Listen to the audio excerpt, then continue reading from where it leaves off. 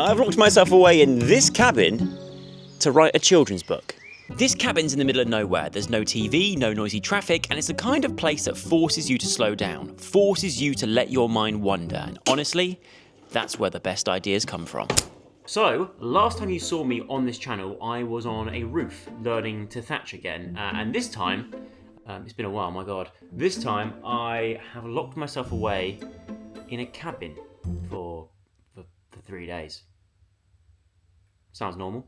Welcome to Joe Suggs' Lakeside Cabin Tour, the cabin on the lake. Here you've got a hot tub, decking area, and a great big lake to explore, which there are numerous watercraft vehicles. Is that what you call it? I don't know. I managed to park the kayak under the jetty so my arse doesn't get wet into the main living space where we have a dining area. Toilet. Please only flush toilet paper. Well, where's your poo supposed to go? Binoculars, board games, and an assortment of books. I read every single one of these as a child in school. Oh, and there's a skull of something here as well. Now up the wooden hill we go. You could fit about 12 people in that bed. And a lovely view. The world's biggest bathtub. Watch this. I've never seen a bath like this. How did they get this bath in this building? Aha. I believe that is how. Note to self, if I need a wee in the night, don't go out this way because that would hurt. There's a bit of a passion project that I have wanted to do for a very, very long time now. And as the years go by, it seems to slip by and not get done. So I've locked myself away to try and get something down on paper, get something done and get it to a point where I'm up and rolling and I'm away with the project. Hang on, wait, pause. Now before I go on to explain what my children's book idea is, I think it could be quite wholesome to journey back to where I got my inspiration from. In one of my favourite rooms in the whole house, the loft. My God, this place is a mess. Oh, no way. Oh, you see, this is the thing with lofts. Come up here to try and find one thing, and you end up getting so distracted. Oh, it's good to see these again. Oh my God, I was so bad at painting. My Lord of the Rings Warhammer. However, that is not what I'm here to find. I found it. So in here is some of my earliest attempts at making comics. My favourite cartoon of all time was Calamity James from the Beano. He's a regular character, and the drawing style instantly stood out to me. I love how sort of, in a way, like unnecessarily detailed it was, and all the different like movement lines and everything just felt very like, it's hard to explain, like textured and just felt, I don't know, it was really, really nice to look at. And so when I was younger, I used to try and do my own comic strips of Calamity James. I used to sit there, look at my Beano comics, and then just draw what I saw and try to replicate the comics.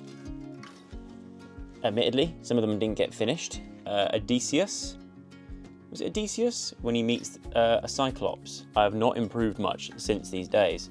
20th of November 2001. Drawing is how I made friends growing up. I wasn't the most confident child, but put a pencil in my hand and I'd get people's attention. And I'm thankful that it's been a constant in my life. I draw to escape, to relax, to get creative. And now that I'm pushing my mid-30s, oh God, I don't want to just think about all my silly little ideas. I want to try and bring them to life and share them with you all. Which leads us nicely onto this. It started off, I don't know if I've ever mentioned this before in any video or vlog or anything.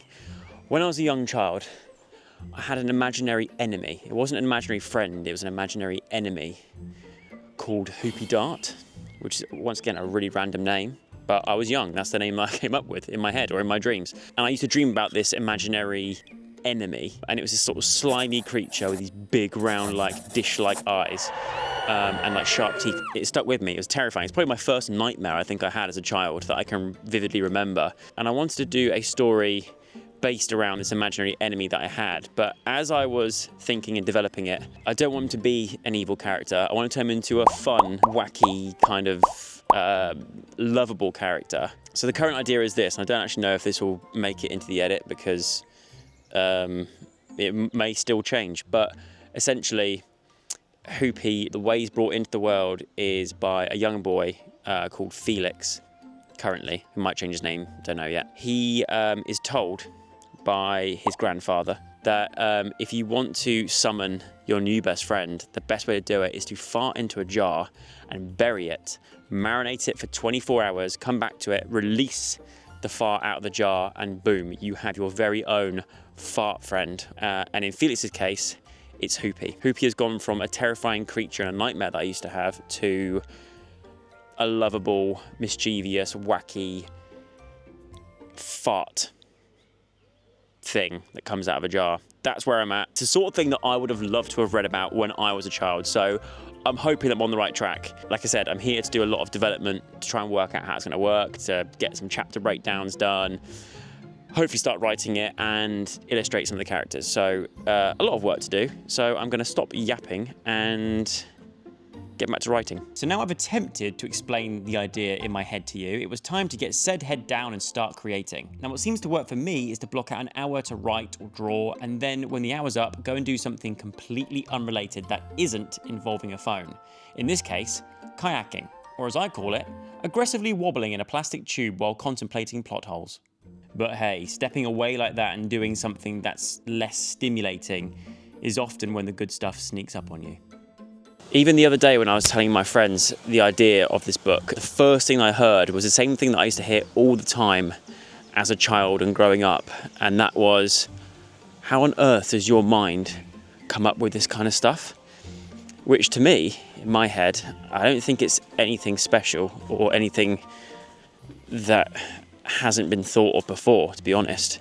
I'm quite self-critical of my work and everything that I do. But when my friend said that to me, it unlocked something in my head, and it took me back to those days of being a young child and making these weird drawings, and my classmates being like, what is that? And although they had that reaction, the best thing about it was they stuck around. They wanted to see more, and they wanted to see what I drew next and what came out of my head next. So in a way, drawing and making these weird little sketches actually ended up helping me make friends in primary school. The whole reason why I've come to the end of the lake. I'm gonna have to turn around. I want to just see what comes out of my head by becoming really bored. I think as we get older, and especially with the rise of social media, which is kind of ironic because if you're watching this, maybe this video is distracting you from what you're supposed to be doing or something you're supposed to be working on. The irony is with all these distractions, it's very hard to actually become bored. And I realised the power of being bored. I think back to when I stayed in that cabin that time, a few years back now, where I had to lock my phone away and just, all I could do was go on walks and that was it.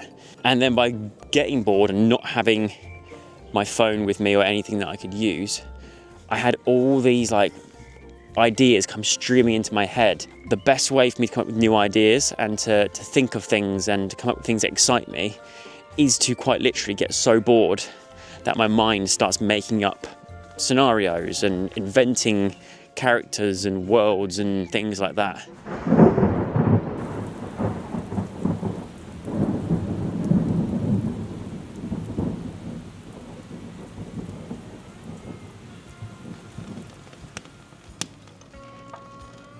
As I've grown, not just on YouTube but as a person, I've started to see more value in slowing down and making things I'm genuinely proud of and things that make me happy. I'm not someone who can chase trends or play the algorithm game anymore, and honestly, I don't really think I ever was. I think I was just lucky to have made the videos I made back in a time where there wasn't so much choice. But I still feel pressure sometimes, especially when people ask me what I'm up to these days. I panic, like I need to prove that I'm still busy and still the same Thatcher Joe from back in the day and still very publicly achieving bigger and bigger accomplishments. But the truth is, I think I've shifted away from that version of myself. I'm still full of ideas and still creative. I'm just expressing it in different ways now. Ways that may not have been as visible, but still mean a lot to me. And I'm learning to be okay with that. I used to wait until everything was polished before I shared it. But this time, I want to share the messy middle too. The setbacks, the scrappy bits, the process. Because I think there's something just as valuable in that. This idea might fizzle out or go absolutely nowhere, but do you know what? I'm glad that I've shared it. And now that it is out there, I'm going to keep adding to it, let it all brew, and then hopefully release it sooner than expected.